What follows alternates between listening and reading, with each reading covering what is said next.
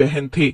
बचपन से ही अक्सर उनके पापा उन्हें एक कहानी सुनाते आ रहे थे। एक दिन फिर से रिंकू बबली रात में अपने पापा के पास सोने के लिए आ जाते हैं और उनसे कहते हैं, आओ बच्चों, मेरे पास लेटो, फिर मैं तुम्हें बताता हूँ उस मुंह नोचुआ चुड़ैल के बारे में। बच्चों, वैसे मैं कितनी बार बता चुका हूँ कि ये कोई कहानी नहीं है।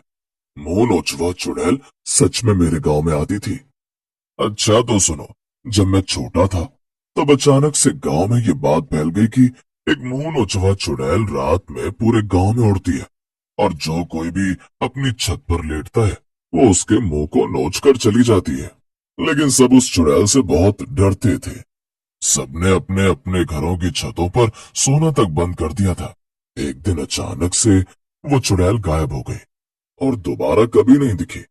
सबका कहना था कि हमारे गांव में जो शीला दीदी रहती थी, उसने उस चुड़ैल को एक लकड़ी के डब्बे में बंद कर दिया था और उस डब्बे को जंगल के बीच में कहीं छोड़ दिया था।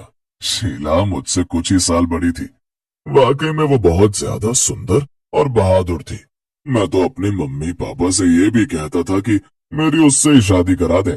ये सुनकर रिंकू और बबली हंसने लगते हैं। पीछे रिंकू और बबली की मम्मी खड़ी थी और वो पापा को गुस्से में घूर रही थी। अच्छा जी, इतनी सुंदर थी वो शीला, तो आपने उससे ही शादी क्यों नहीं कर ली? मेरी जिंदगी क्यों खराब की? अरे अरे वो नहीं, ऐसा कुछ नहीं। मैं तो बस मजाक कर रहा था। तुम तो सबसे सुंदर हो। हाँ। बस बहुत हो गया मजाक, और ज्यादा ना मस्का लगाने की भी जरूरत नहीं है। अब सब लोग सो जाओ। मम्मी की बात सुनकर सब लोग जल्दी से सो जाते हैं।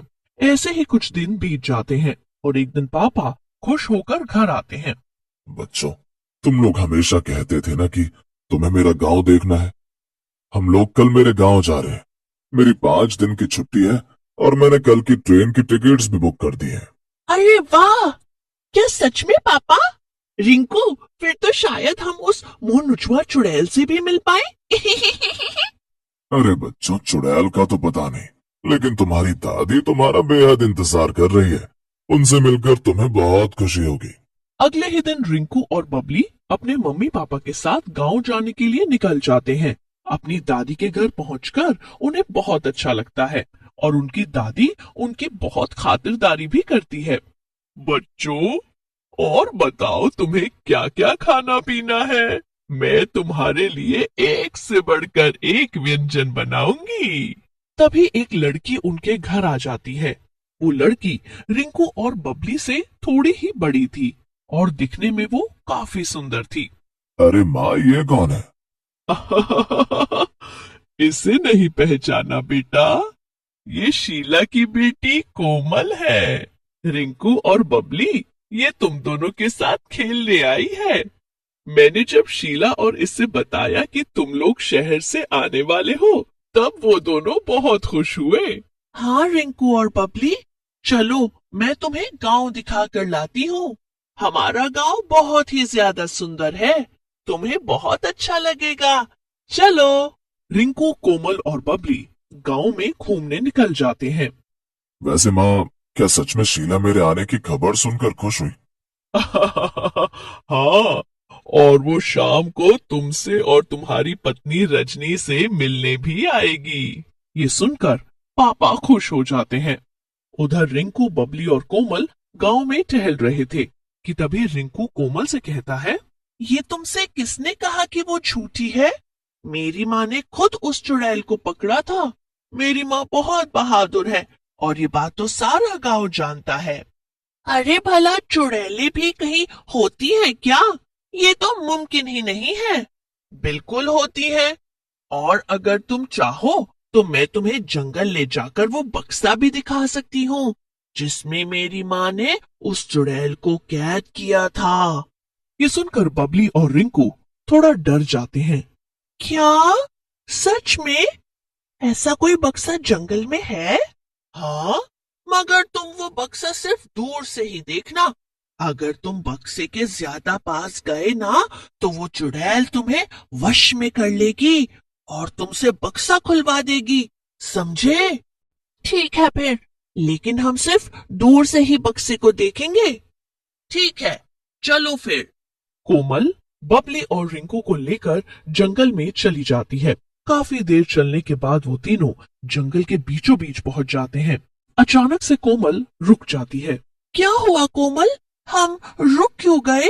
हम लोग पहुंच गए हैं बबली, अब यहीं रुक जाओ और इन झाड़ियों से छुपकर ही देखना, इससे ज्यादा आगे मत बढ़ना। तीनों झाड़ियों के पीछे से देखते हैं और उन्हें एक बक्सा दिखाई देता है। देखा, यही है वो बक्सा, इसी के अंदर कैद है वो मुंह नचुआ चुड़ैल। अरे रिंकू, वो तो बस एक खरगोश था, तुम यहाँ वापस आ जाओ रिंकू। लेकिन रिंकू वापस आता उससे पहले ही उसे कुछ आवाज सुनाई देती है। ये एक डरावनी आवाज थी जो रिंकू को अपनी तरफ बुला रही थी।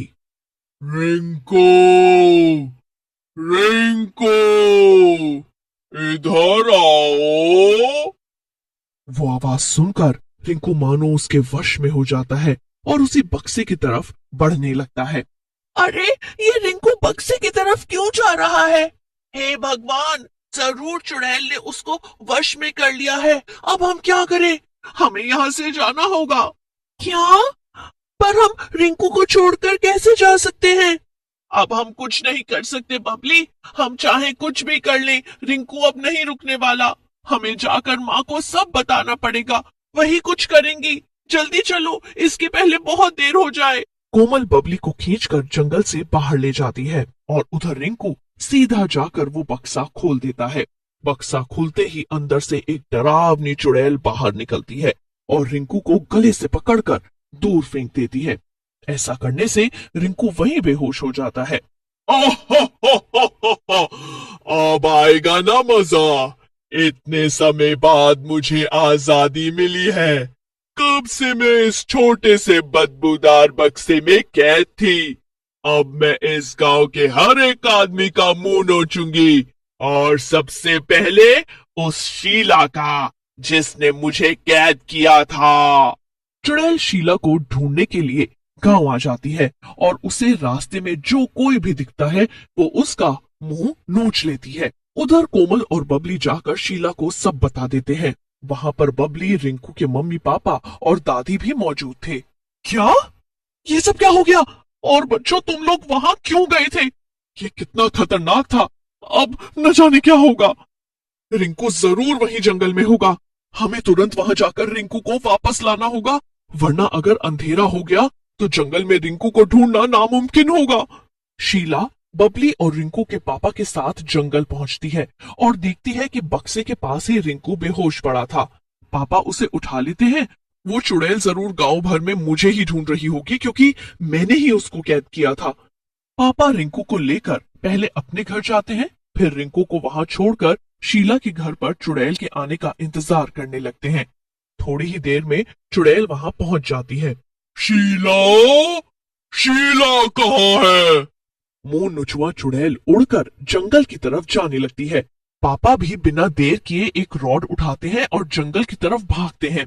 पहले चुड़ैल वहां पहुंच जाती है और शीला को देखकर उससे कहती है, आज मैं तुझे मार डालूंगी शीला की बच्ची, और तुझसे खुद को कैद करने का बदला ले लूंगी। देखते हैं कि तुम मुझसे बदला लोगी या मैं तुम्हें वापस उस बक्से में कैद करूंगी। ये सुनकर चुड़ैल को गुस्सा आ जाता है और वो शीला पर झपट्टा मारती है।